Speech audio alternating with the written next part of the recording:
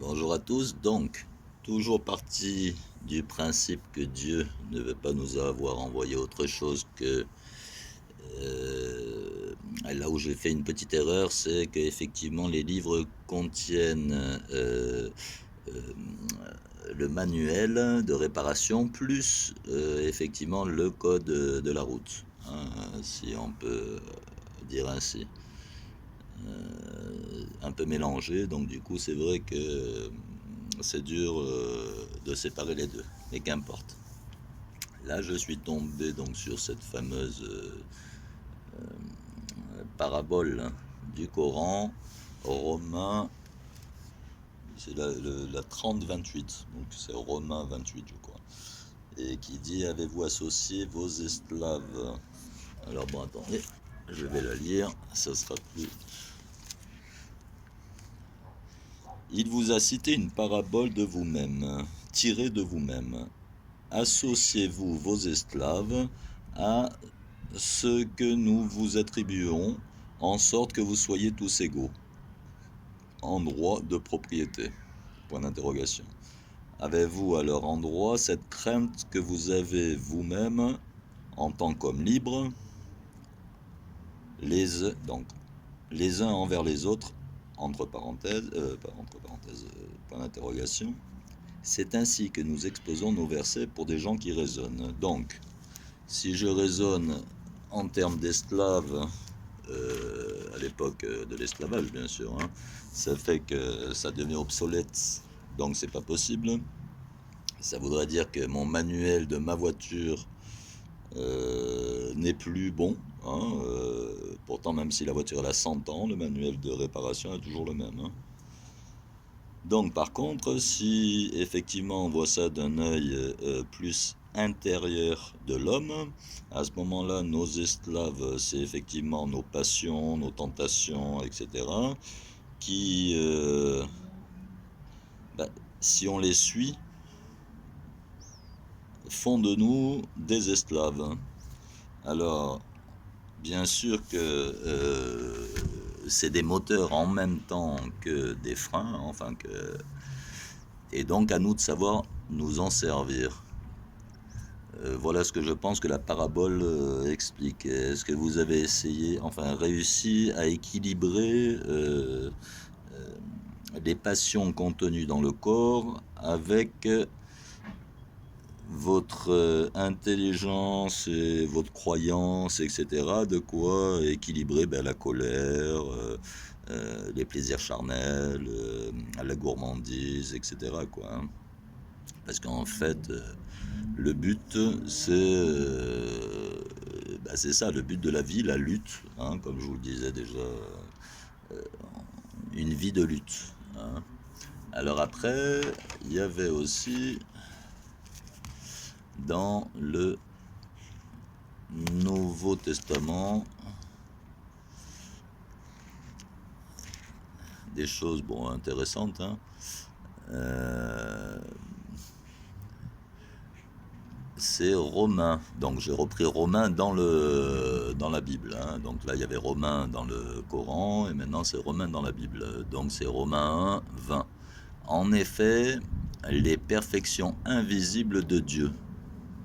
Hein, donc perfection invisible de Dieu. Qu'est-ce que ça peut être que ces perfections invisibles? Donc si on va un peu après, sa puissance éternelle et sa divinité se voient depuis la création du monde. Elles se comprennent par ce qu'il a fait. Ils sont donc inexcusables, hein. Donc on voit que les perfections invisibles de Dieu se voient depuis la création du monde. C'est-à-dire qu'en fait, qu'est-ce qui peut être invisible et qui se voit? À nous de chercher. Alors il y avait celui-là qui était intéressant. Bon, moi, personnellement, pour moi, les perfections invisibles, c'est ce qu'on appelle la résurrection, ou quand on revient sur Terre, en fait, avec les jugements de ce qu'on a fait la vie d'avant. L'âme, elle est jugée et ça se voit sur le corps, hein, mais bien sûr que nous, on pense pas à ça. Et bon, après, c'est peut-être pas ça, hein, mais moi, à mon avis, c'est plutôt ça. Et donc du coup, ça se voit, mais ça se voit pas. C'est-à-dire qu'en fait, en plus de ça, on n'est pas éduqué dans ce sens-là. Sinon, ils gagneraient plus d'argent, les religions. Pensez bien. Si la justice de Dieu, elle était automatique, comme elle l'est, et que le pire, c'est qu'on vous le dise, à ce moment-là, vous n'avez plus besoin d'aller ni à l'église, ni à la mosquée, quoi, hein, nulle part, quoi, ni à la synagogue. Mm. Donc, euh, donc voilà. Après, il y avait ce verset qui était intéressant, qui dit donc c'est pourquoi Dieu les a livrés à l'impureté par les désirs de leur cœur, de sorte qu'ils déshonorent eux-mêmes leur propre corps. Bon, je passe ça, c'est Romains 1, 24. Je passe, il dit pour les femmes, celles qui ont remplacé les femmes et celles qui ont remplacé les hommes qui ont remplacé les hommes. C'est donc le 25, 26. Mais enfin, à la fin, il dit donc, et ont reçu en eux-mêmes le salaire que méritait leur égarement. Donc, en eux-mêmes. C'est-à-dire qu'en fait, ça veut dire que les gens qui ont fait ce genre de choses ont reçu en eux-mêmes la punition. Hein, donc, parce que le salaire que méritait leur égarement, par obligation, c'est une punition qu'on reçoit en nous-mêmes. Il n'y a pas écrit que c'est en dehors, hein, c'est en nous-mêmes. Donc, est-ce que ça peut être cancer? Est-ce que ça peut être toutes ces vilaines choses, maladies bizarres, etc. Étant donné qu'on sait que c'est Dieu qui... Enfin, c'est nous qu'on se punit nous-mêmes. Hein, les livres, il n'y a aucun livre qui dit que Dieu vous punit. Vous êtes puni par vos actes, hein, simplement. Et vos pensées. Donc, du coup, il est fort probable que toute maladie...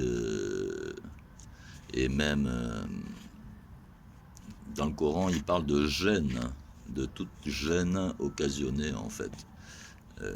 La gêne quelconque sur le corps, on le voit bien quand on a mal au pouce du pied, par exemple, on ne peut plus trop marcher.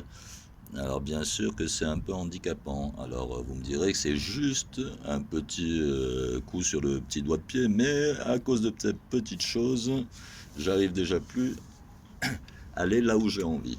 Donc je suis un peu handicapé et quand je vis sur Terre et dans un corps comme le mien, enfin comme le vôtre, comme celui de tout le monde, hein, à ce moment-là, la moindre blessure et la moindre maladie nous handicape et nous restreint dans nos possibilités de vie, bêtement.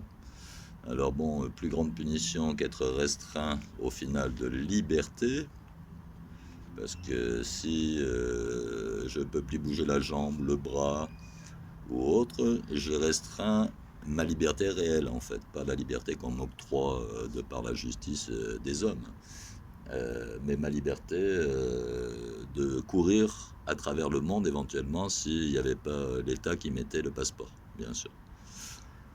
Donc voilà, attends, je vais regarder, je vais mettre pause 2 secondes.